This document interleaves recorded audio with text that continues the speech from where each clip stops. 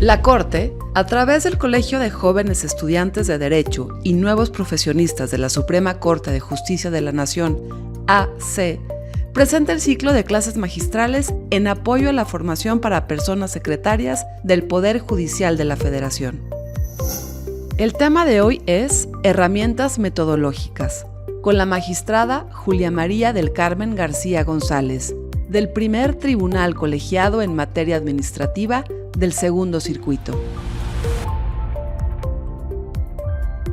Licenciada en Derecho por la Universidad Autónoma del Estado de México, se especializó en Control Constitucional en la Universidad Iberoamericana y obtuvo su grado de maestra en Derecho Constitucional y Derechos Humanos en la Universidad Panamericana. Ha sido profesora en la Escuela Federal de Formación Judicial, en la Universidad del Valle de Toluca y en la Facultad de Derechos de la Universidad Autónoma del Estado de México, así como ponente en múltiples congresos y seminarios, además de impartir conferencias sobre derechos humanos y perspectiva de género. En el Poder Judicial de la Federación, ha sido secretaria del Segundo Tribunal Colegiado en materia administrativa del Segundo Circuito, del Primer Tribunal Colegiado en materia administrativa del Segundo Circuito y del Cuarto Tribunal Colegiado en materia penal del Segundo Circuito hasta que, en 2009, tomó protesta como magistrada del Primer Tribunal Colegiado en materia administrativa del Segundo Circuito.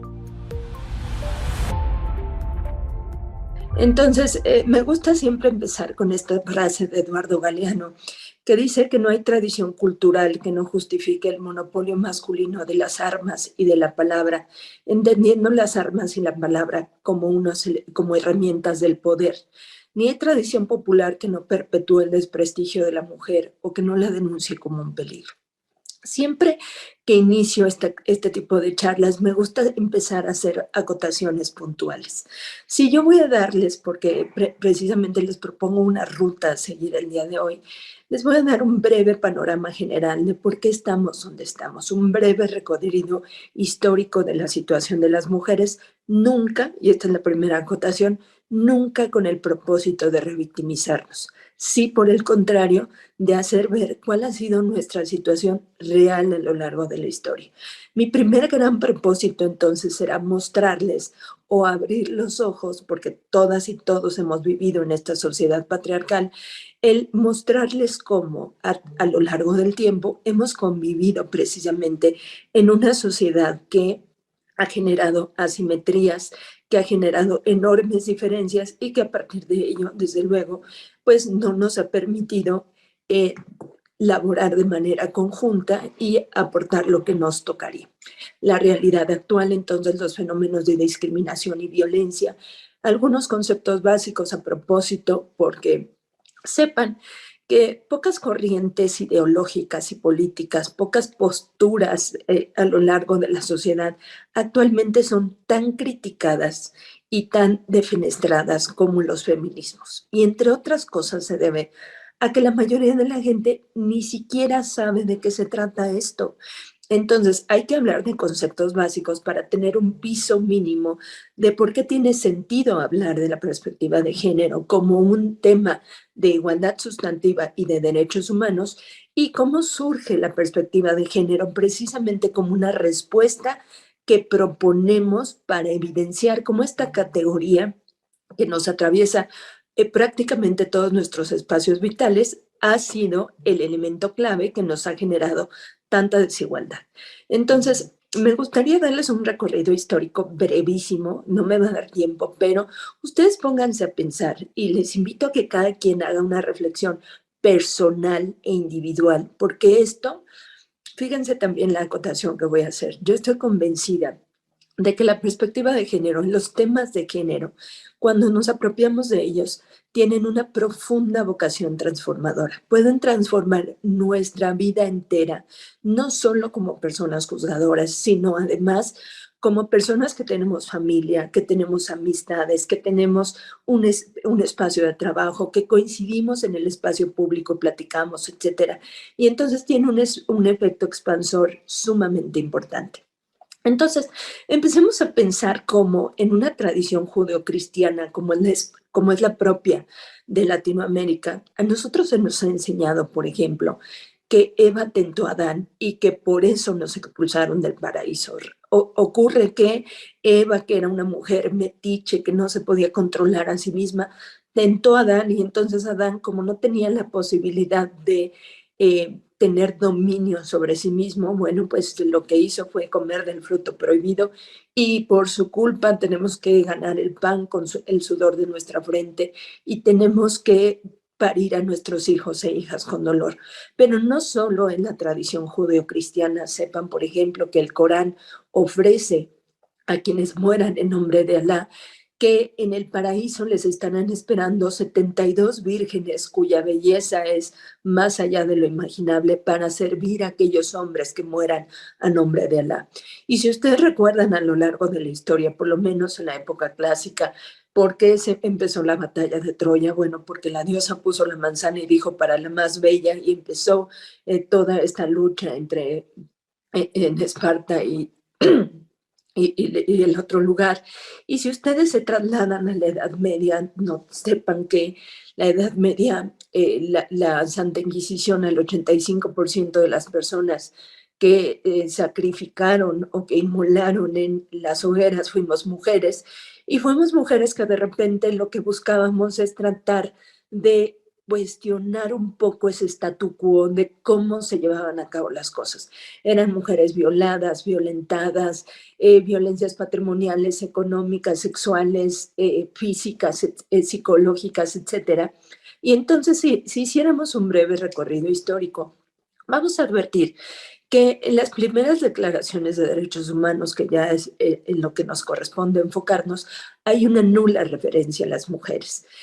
Pese a que sufríamos ciertas opresiones sistemáticas, ni siquiera se consideraba que estuviéramos en esa situación, lo que originó por siglos la invisibilización de nuestros derechos. Desde la Carta Magna de 1215, cómo empezamos a poner freno al poder público, freno al soberano frente a esos excesos en cuanto a nosotros como personas.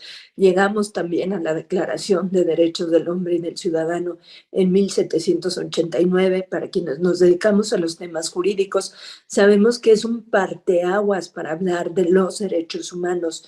Y en realidad, ya vistos desde otra perspectiva, pues nos quedaron mucho a deber, porque hay quienes dicen que estas declaraciones en realidad buscaban preservar prerrogativas para varones blancos, burgueses, heterosexuales y adultos.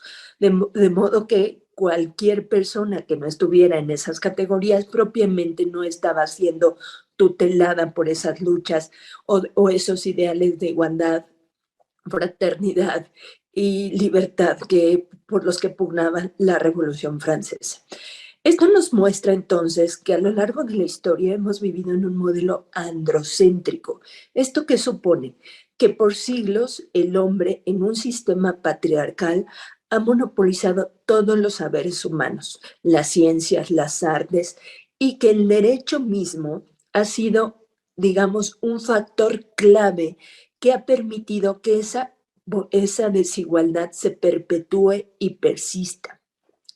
Fíjense qué autores les traigo ahora mismo. Decía Aristóteles hace más de 2000 años que las mujeres éramos no solo hombres inferiores, sino hombres o personas incompletas porque no teníamos pene. Se decía que éramos seres desalmados porque no teníamos alma. Se decía que cuando menstruábamos teníamos la posibilidad de agriar el vino o de secar las cosechas, por ejemplo. Y noten cómo hago un salto tremendo en la historia para llegar a Rousseau, a Schopenhauer, famoso por su misógina frase de que las mujeres somos animales de ideas cortas y cabellos largos. Pero lo que quiero que noten es que entre unos y otros autores, que además son de quienes seguimos abrevando conocimiento hoy mismo, han pasado milenios enteros. Entonces, ya les decía, el derecho, entre otras cosas, ha sido un elemento indispensable para que el patriarcado haya subsistido con tanta salud, vamos a llamarle así, y que haya permeado en todos los espacios de la vida pública. Noten esta carta, esta epístola de Melchor Ocampo, No la voy a leer, pero ojalá tengan el tiempo de verla. Es una carta que nos leían cuando contraíamos matrimonio, que data de 1859 y fue hasta 2007 que el Senado de la República indicó a algunas entidades que debían eliminar su lectura. Es decir, fue el mensaje que el Estado nos dio por casi 150 años.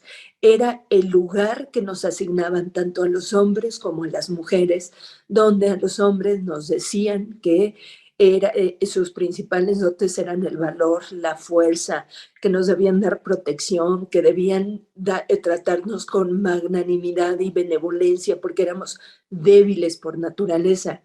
Y a nosotros, a nosotras, lo que se esperaba de nosotros era abnegación, belleza, compasión, perspicacia, consuelo, asistencia, debilidad, fragilidad, delicadeza, y que debíamos dar incluso veneración al hombre para que no le exasperáramos. Noten entonces cómo esto nos da cuenta de una clara invisibilización de los grupos vulnerables. Hubo épocas enteras a lo largo de la historia donde las mujeres o éramos vírgenes o éramos prostitutas porque no cabía la posibilidad de que interviniéramos en otros espacios de la toma de decisiones. Ya les decía, por ejemplo, sepan que en la Declaración Francesa hubo una mujer que se atrevió a pedir para nosotras lo mismo que para los hombres. Aquí se ubican, para quienes tengan interés, la primera gran ola del feminismo.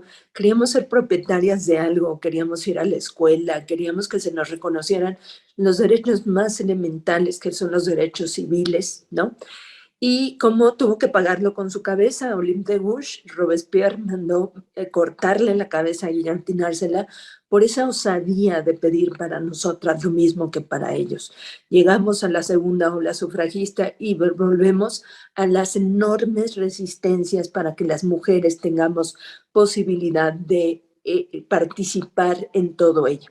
Aquí les dejo algunas autoras, pónganse a pensar las enormes obstáculos y barreras que tuvieron que enfrentar. Solo por darles un dato, Marie Curie, siendo una mujer brillantísima, con inteligencia de sobra, con una sólida investigación científica, la Universidad de la Sorbona no le dio las clases sino hasta 8 años después de que el marido falleció y habiendo ganado 2 premios Nobel, porque no se consideraba que fuera capaz de enseñarle a un hombre a una mujer. Y aquí les traigo un ejemplo paradigmático de lo que estoy hablando. Sor Juana Inés de la Cruz fue una niña brillante que a sus 3, 4 años sabía leer y escribir de manera autodidacta y que no tuvo otra opción más que ingresar al clero, bueno, más que ingresar, enclaustrarse como monja para poder seguir yendo a la escuela. Y entonces hubo un momento en que tanta lucidez, tanta inteligencia, tanta agudeza mental de la monja puso nerviosos a los hombres de la época, que finalmente terminaron dejándola sin la escritura, sin la publicación, totalmente encerrada y aislada. Y les hago énfasis en Sor Juana, porque esto que ocurrió a mitades del siglo XVII le ocurrió a Matilde Montoya a principios del siglo XX. Entonces, noten ustedes, y son 2 mujeres mexicanas. Matilde Montoya fue la primera mujer médica mexicana. Y lo fue porque tuvo el arrojo y la valentía de ir a buscar a Porfirio Díaz para rogarle que la dejaran entrar a la escuela. El reglamento en ese entonces decía los alumnos, noten aquí, abro un paréntesis para que ustedes vean la importancia del lenguaje incluyente. Este tema de ese masculino universal que al parecer siempre nos ha incluido, que es absolutamente falso. El lenguaje nos tiene que nombrar como una realidad que somos. Y entonces a Matilde no la dejaban entrar a la escuela porque el reglamento decía los alumnos. Tuvo que ir a ver a Porfirio Díaz tanto para ingresar como para titularse. Pero entonces esto nos muestra que los derechos humanos de las mujeres han tenido una evolución, pero no tan próspera o, digamos, tan acelerada como otros, porque puede verse desde 2 vertientes. Por un lado, la lucha para ser reconocidas en igualdad, con algunas críticas de los feminismos. Aquí voy a abrir un paréntesis para explicar muy brevemente que los movimientos feministas son heterogéneos, son plurales, son vastos y están llenos de vitalidad. ¿Esto qué quiere decir? Que no hay solo una forma de entender el feminismo, sino que hay muchas, diversas. Y entonces por ejemplo, hay un feminismo de la igualdad que dice, yo quiero ser igual que un hombre. Y hay un feminismo de la diferencia que dice, no, yo ¿por qué quiero ser igual que un hombre? ¿Por qué el hombre tiene que seguir siendo el punto de referencia para que todo lo que hacemos en el espacio público y privado? Yo quiero que se reconozca lo que yo hago como mujer, que se advierta valioso, y lo que quiero o a lo que aspiro es a que tenga acceso a igualdad en derechos y libertades sin restricciones. Y entonces, bueno, ahí la precisión. Es indispensable también verlo desde la vertiente del necesario reconocimiento de nuestros derechos, porque ha habido una constante negativa para ello. Entonces, desde el pensamiento feminista, cuando volteamos la vista atrás y vemos toda esa estela de discriminación, de asimetrías, de desigualdades, de todo lo que ha ocurrido de manera histórica y sistemática, proponemos la noción del género como una herramienta analítica que nos permita dar cuenta de por qué se dan estas diferencias. Porque fíjense, las mujeres, pese a que no somos un grupo minoritario, formamos parte de un grupo vulnerable. Si ustedes piensan en este instante en las categorías sospechosas a que alude el artículo primero constitucional, piensen en las personas adultas mayores, piensen en la niñez, piensen en las personas con discapacidad, piensen en las personas que pertenecen a algún grupo indígena, a las que tienen una religión distinta de la mayoritaria, una posición ideológica diversa, etc. Ustedes notarán que todas son minorías, excepto las mujeres. Y entonces, ¿por qué? Pese a que no somos una minoría, en este país no somos una minoría, ¿por qué formamos parte de un grupo en condición de vulnerabilidad? Aquí es a donde les voy a explicar muy brevemente estos elementos básicos para aproximarnos a los temas de género. Se entiende que yo nazco con un sexo, digamos, con ciertas características físicas y biológicas asignadas. Y hasta hace muy poco se pensaba que estas diferencias biológicas eran inmutables, es decir, que nunca cambiaban. Siendo así, parecería que solo hay dos formas válidas de ser personas. Por eso se habla de una concepción binaria, dos valores donde o somos hombres o somos mujeres. Esta concepción binaria, para empezar, ignora que entre ambos extremos hay personas a las que llamamos intersexuales, que nacen con características físicas y biológicas de ambos sexos. Otra cosa importante es cómo a partir del sexo con el que nacimos, antes, es que quiero darles tanta información que, bueno, pero a ver, otra cosa en torno al sexo. Las últimas pruebas de la biología evolutiva nos muestran que es dinámico y cambiante. Así, ustedes pueden conocer, por ejemplo, a hombres que de repente les salen pechos, o a mujeres que se les engruesa la voz, o que de repente nos sale vello o un poco más de vello que lo habitual. Esto quiere decir que nuestras hormonas fluctúan y que entonces tienen ciertos cambios, de modo que no son absolutamente inmutables, sino que pueden moverse y pueden tener esas variaciones. Entonces, a partir del sexo con el que nací, desde luego somos diferentes. La regla a lo largo de la historia de la humanidad tendría que ser la diferencia. Absolutamente diferentes todas las personas. Nuestro iris de los ojos, nuestro ADN, nuestras huellas dactilares, nuestra cosmovisión, la forma en que nos plantamos al mundo, en cómo hablamos, en cómo nos percibimos, en cómo nos comunicamos, los mensajes que damos, etcétera, son prueba clara de nuestras diferencias. Ahora, lo relevante es que esas diferencias biológicas, por ejemplo, mi tono de piel, el color de mis ojos, mi altura, mi peso, etcétera, no se traduzcan en barreras para acceder al goce igualitario de mis derechos y libertades. De modo que yo No nací con un gen que me haga más vulnerable. Yo como mujer no nací con un gen de vulnerabilidad. La vulnerabilidad es propia del contexto cuando voy creciendo y se me va socializando. ¿Por qué? Porque el género, según Marcela Lagarde de los Ríos, una antropóloga feminista mexicana de amplio reconocimiento internacional, lo que nos dice es el género es esa construcción social a partir de la cual, desde el sexo con el que yo nací, se generan ciertas expectativas sociales. Es decir, a partir del sexo con el que yo nací, se espera de mí cierto comportamiento, cierta forma de actuar, cierta forma de ser, de cómo me van construyendo, cómo me van moldeando, cómo me van socializando. De modo que si yo nací mujer, se espera de mí que yo sea femenina. Y si tú naciste hombre, esperamos de ti que tú seas masculino. Y entonces noten cómo esta categoría que construimos, que no tiene, esto lo traigo acá, miren, los roles y los estereotipos de género son esos conjuntos de normas sociales de comportamiento que se perciben como apropiadas, pero que no tienen una base objetiva. Por ejemplo, yo no tengo un gen que me haga mejor para planchar, ni para lavar la ropa, ni para cargar un bebé. Para lo único para lo que mi cuerpo está diseñado es para amamantarle. De ahí en fuera no lo tengo mejor para cambiar pañales, para arrullarles, para dormirles, para bañarles, para acompañar a los abuelos y a las abuelas a la rehabilitación, al tratamiento, a la visita médica, etcétera, etcétera. Todo eso es aprendido. Todo eso forma parte de esas imágenes mentales que nos vamos construyendo acerca de las demás personas y de esas representaciones esquemáticas que nos permiten entonces dar por sentado que así somos las personas.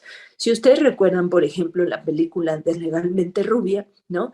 Vean el estereotipo de cómo tenemos tan introyectado este tema de que las rubias son tontas y entonces que ella no va a poder ir a la escuela, que no va a poder hacer nada porque pasa esto. Y entonces les decía, esta categoría del género impacta propiamente todos nuestros espacios vitales, lo que hacemos, cómo nos vestimos, con qué colores vestimos, qué se espera de nosotras o de ustedes que coman, cómo hablamos, cómo interactuamos, en qué tono lo hacemos. Si yo llego en algún escenario posible y diera un manotazo sobre la mesa, pidiendo orden o alguna cosa así, es muy probable que se dijera de mí que soy una vieja histérica. Mientras que si lo hace un hombre, es muy probable que digamos que él es un hombre decidido, con fortaleza de carácter y con dominio de sí mismo. Entonces noten ustedes cómo los bienes de los que nos apropiamos, etcétera, van siendo distintos a partir de esta categoría del género. E insisto en que nos atraviesa en todos nuestros espacios vitales, porque yo les aseguro que no hay ninguno, los deportes que hacemos, las actividades extracurriculares, la música que nos gusta, todo tiene un tufo, bueno, permítanme llamarlo así, un tufo de género que le contamina porque tenemos música para niñas, música para niños, juguetes para niñas, juguetes para niños, ocupaciones para mujeres, ocupaciones para hombres, ropa para unos, ropa para otros, uniformes para unos, uniformes para otros, etcétera, etcétera, etcétera. Entonces, ¿cómo empezamos a construir esto? Incluso desde antes de nacer. Tenemos tan introyectado, tenemos tan asumido y asimilado estos roles y estos estereotipos que nos bombardeamos de estos mensajes incluso antes de que la persona nazca. Esto aparentemente sería inocuo y sería inofensivo y es hasta tierno, pero pónganse a pensar cómo se nos socializa a través del juego, cómo a una niña le damos una muñeca y le decimos que la cuide y no llore y es una princesa, y como un niño le damos un balón y le permitimos que se apropie del espacio público, y cómo entonces en toda esta dinámica, dice alguna autora, a nosotras las mujeres nos metieron estos cuentos de hadas para que estuviéramos entretenidas con el amor romántico esperando al príncipe azul, mientras los hombres gobernaban y tomaban las grandes decisiones en los espacios públicos. Y entonces vamos creciendo y no, a nosotras se nos impone estándares de belleza rígidos, donde si no cumplimos con esos patrones de belleza, nos matamos de hambre, vienen los trastornos alimenticios y los hombres creen que pueden empezar a controlar no solo su espacio, sino también a nosotras. Y empieza a generarse la violencia. Entonces aquí la gran pregunta es, ¿será necesario contar con un marco jurídico específico que atienda estas necesidades concretas? Por supuesto. Y entonces esto surge desde la Declaración Universal de los Derechos Humanos, fue, digamos, el primer gran esfuerzo que viene derivado de una respuesta a ese escenario bélico de la Segunda Guerra Mundial, que posiciona el tema de la igualdad de la mujer como primer esfuerzo internacional en ese sentido. Gracias a Eleanor Roosevelt, no pusieron todos los hombres, ella fue la que anduvo haciendo digamos, permítanme la palabra coloquial, la talacha para que esto fuera posible. Y entonces la ONU saca desde 1950 el antecedente de lo que hoy es ONU Mujeres. Seguimos avanzando a 25 años de ONU Mujeres. En México se da el primer año internacional de la mujer. ¿Y por qué digo esto? Porque es el antecedente directo de CEDAW. CEDAW es la Convención sobre la Eliminación de todas las formas de discriminación contra las mujeres. Es aprobada en 79, entra en vigor en 81, nuestro país la ratifica en el 81. ¿Qué quiere decir con esto? Ustedes lo saben perfectamente. Quiere decir que CEDAW forma parte de nuestro corpus juris, es decir, que es una normatividad obligatoria en este país. De modo que desde 1981 este país tiene obligaciones específicas para incorporar la perspectiva de género. Aquí traigo información interesantísima de CEDAW que les voy a dejar, pero me voy a parar aquí porque me parece que este es un punto crucial de lo que estamos diciendo y de lo que estamos tratando de generar con estas charlas.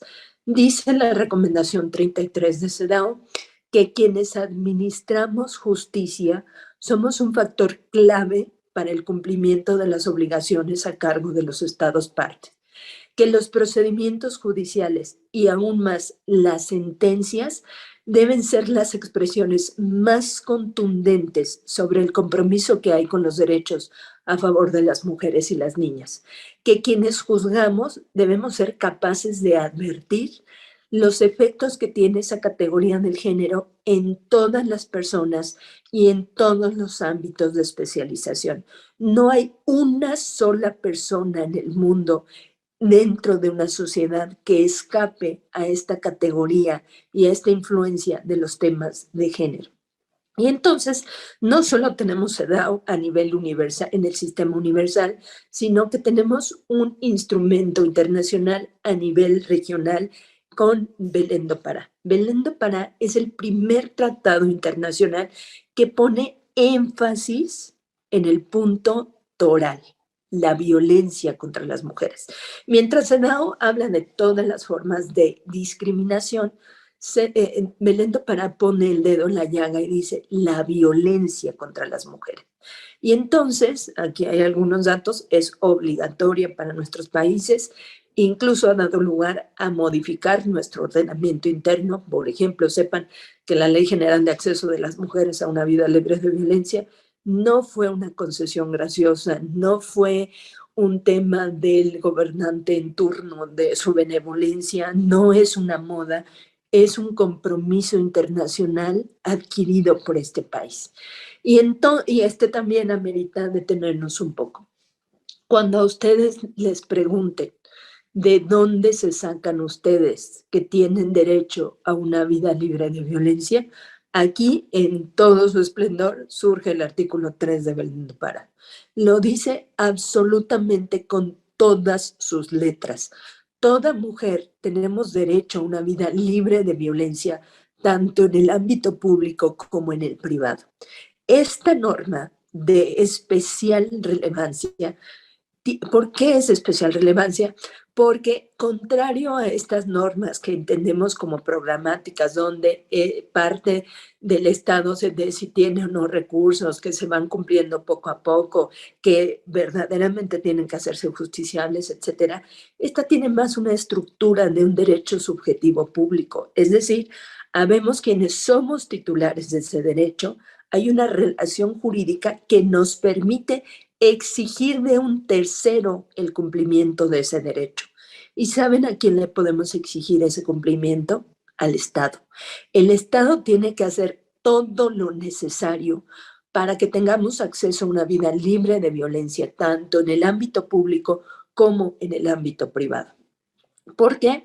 Porque es indispensable tener conciencia de estas realidades donde las mujeres tenemos muy poca presencia en los espacios de toma de decisiones, donde los espacios de poder se masculinizan y la pobreza se feminiza, donde somos objeto de todas las burlas y de todos los escarnios. El día que a Peña Nieto le preguntaron cuánto costaba el kilo de tortillas, él contestó que él no era la señora de la casa. Él estaba para las cosas importantes, para las cosas irrelevantes, absurdas, inocuas y sin importancia. Para eso estaba la señora de la casa. Y recuerden cuando a Fox le preguntaron esto de las lavadoras de 2 patas, todo el mundo sabíamos a quién se refería. Se refería a esas mujeres pobres en condiciones verdaderamente precarias que son las que hacen las labores de casa. Seguimos atestiguando cómo en los espacios públicos, ¿no? Cualquiera se siente con derecho de tocarnos, de humillarnos, de hacer lo que quiere con nosotras, porque se sienten dueños con el control y con el poder de hacer este tipo de cosas. Pero acá es donde se pone verdaderamente terrible el tema, porque no solo vivimos las burlas, no solo vivimos la exclusión en los espacios laborales, sino que atestiguamos profundos y tremendos, alarmantísimos espacios de violencia de otros tipos. Estos son algunos datos. Sepan que a ciertas edades tienen muchas más probabilidades de ser violadas o asesinadas que según datos de ONU Mujeres y el último censo que se hizo en este país, si 2 de cada 3 mujeres hemos sufrido algún tipo de violencia y somos más de 40 millones de mexicanas, perdón, somos más de 60 millones de mexicanas según el último censo, esto quiere decir que la violencia se sufre por parte de más de 40 millones de mexicanas hoy mismo. Quiere decir que la violencia sigue aquí respirándonos al oído. Y yo les pediría aquí, siempre les pido, que ustedes hagan un ejercicio donde piensen en sus mujeres cercanas, piensen en sus madres, piensen en sus abuelas, en sus vecinas, en sus amigas, en sus tías, en sus compañeras de clases, en las personas con las que conviven en el trabajo, etcétera, y noten que estas pautas o estos patrones sistemáticos de violencia persisten y todas hemos sufrido algún escenario de violencia. Pero no solo es un tema privativo de México, sino que en el mundo entero las mujeres siempre tenemos que estar pendientes de nuestros derechos porque vienen las olas regresivas ultraconservadoras y van para atrás nuestros derechos. Prueba de ello el caso Roe versus Wade en Estados Unidos con el tema del aborto, prueba de ello el caso de las niñas en Afganistán que les están prohibiendo ir a la escuela, prueba de ello las mujeres en Irán que no pueden mostrar el cabello porque las matan a golpes, etcétera. Entonces, el punto es que la violencia contra las mujeres sigue siendo la violación más tolerada de derechos humanos que hay en el mundo entero. Y entonces, ¿qué hay que hacer en la búsqueda de soluciones? Desde luego, además de todo esto, que otro día platicamos, hay que incorporar la perspectiva de género. ¿Qué implica la perspectiva de género? Es una herramienta conceptual que nos permite mostrar precisamente que las diferencias entre hombres y mujeres no solo se deben a aspectos biológicos, sino principal y destacadamente a esas diferencias culturales asignadas que en una embarrada les he platicado brevemente. Se trata también de esa metodología, de esa serie de pasos que me van a permitir identificar, cuestionar y valorar la discriminación, la desigualdad y la exclusión que se pretenden justificar en diferencias biológicas. También se refiere a las acciones que hay que emprender para crear condiciones de cambio que permitan avanzar en igualdad sustantiva. ¿Qué es lo que determina si en un caso debe aplicarse o no la perspectiva de género? El primer gran punto, por eso me detengo tanto, bueno, cuando doy este tipo de charlas, puedo hablarles horas de la desigualdad y de las asimetrías, pero fíjense que el primer gran punto, el primer escalón sin el cual no vamos a avanzar es tener la posibilidad, la empatía, la apertura de miras de notar las asimetrías. Hay quienes la siguen negando. ¿Para qué salen y gritan y para qué salen y rompen cuando desconocemos la profundidad de las heridas que la violencia ha dejado en esas mujeres? Cuando desconocemos cómo han sido enfrentadas a una terrible violencia institucional. Cuando tú vas y denuncias y lo único que obtienes es indiferencia, es negligencia, es descuido, es desdén. Decía la Corte Interamericana de Derechos Humanos en el caso González y otras, conocido como Campo Algodonero, que mostraba una profunda preocupación por cómo al Estado mexicano no le importaba o no le preocupaba la vida y la integridad de las mujeres. Ese es justo el tema. Y entonces tengo que ser yo consciente de cómo ha existido ese sistema patriarcal, cómo ha generado enormes brechas de desigualdad y que a partir de ello se basan en el sexo, pero preferentemente en el género. ¿Qué se espera de mí? Pues se espera de mí que yo sea una madre abnegada, que me quede cuidando a los hijos e hijas, que no tenga vida propia. Se me fomenta el tema de la culpa, se me separan los espacios. Se habla de una división sexual en el trabajo, donde a mí se me asignó, parecería que naturalmente, un espacio doméstico y el espacio público se le fue asignado a los hombres, cuando en realidad yo he salido del espacio doméstico para hacerme cargo también de remunerarme de un espacio público, pero en ese espacio doméstico, decía Carlos Monsiváis, ni siquiera es todo. Estoy en la recámara, en la cocina y en el confesionario, porque culpa por todo, culpa por si trabajo fuera de casa y genero un ingreso, cómo mal atiendo a mis hijos y a mi esposo, cómo les abandono por irme a trabajar. Y si no trabajo fuera de casa porque soy una mantenida que no tengo la posibilidad de generar un ingreso que apoye en la subsistencia de casa. Y en realidad vean cómo hay esa doble jornada donde yo me hago cargo del espacio de crianza, de cuidado y me salgo al espacio público. E incluso se habla de una triple carga ahora a raíz de la pandemia, pero tampoco voy a hablar de ello. Y cómo los hombres no han hecho la operación a la inversa. Siempre se nos han regateado los espacios públicos. ¿Para qué más juezas? ¿Para qué más magistradas? ¿Para qué más ministras? ¿Para qué más diputadas? ¿Para qué más senadoras? Nunca se nos han regateado los espacios domésticos. Eso sí, que sigan siendo nuestros. Y entonces, estas asimetrías es lo primero que hay que notar. Ojo, porque el hecho de que haya en una contienda mujeres involucradas no quiere decir que necesariamente haya esa situación de desequilibrio. Tenemos que notar que la categoría del género sea la relevante para que entonces a partir de ello hagamos esos ajustes razonables que, si bien provienen del tema o del discurso del derecho de las personas con discapacidad, me parece que sin problema los podemos adaptar acá, porque hacemos exactamente lo mismo. Tratamos de cerrar las enormes brechas de desigualdad cuando actuamos con perspectiva de género. Entonces, una vez que yo detecto la asimetría de poder, el contexto de desigualdad histórica, estructural, basadas en el género, en el sexo o en las preferencias u orientaciones sexuales de las personas, me es obligatorio acudir a este método. 6 pasos son los que nos da la Suprema Corte de Justicia de la Nación.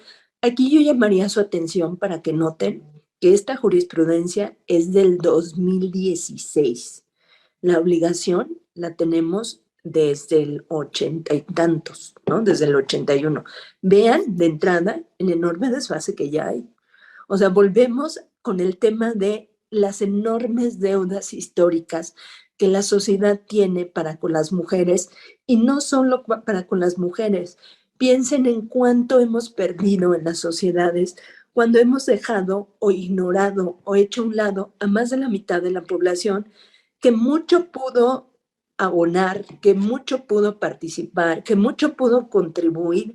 ¿Cuánto podríamos haber, digamos, contribuido precisamente a todo lo que se hace en el espacio público si nos los hubieran permitido?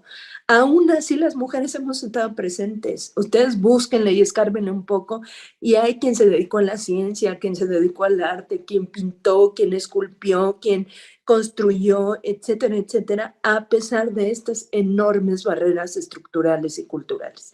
Entonces, primero, identifico situaciones de poder. Segundo, cuestiono hechos y valoro pruebas sin estereotipos o prejuicios de género. Tercero, verifico que tenga material probatorio. Si no tengo material probatorio suficiente, es mandatorio, es obligatorio que me allegue yo de pruebas. Si estoy en primera instancia, las pido. Si estoy en segunda instancia, repongo. Y si estoy en una vía extraordinaria de impugnación como el amparo, concedo un amparo para que la responsable se allegue de pruebas. En un cuarto punto, si detecto esta situación de desventaja, cuestiono la neutralidad del derecho aplicable. Hay normas que aparentemente son neutras y que al momento de aplicarlas generan un impacto diferenciado enormemente desproporcional y discriminatorio. Quinto, aplico estándares de derechos humanos para todas las personas involucradas. Perspectiva de género no quiere decir violar derechos fundamentales de las personas, no quiere decir violar debido proceso, quiere decir respetar derechos de todas las personas.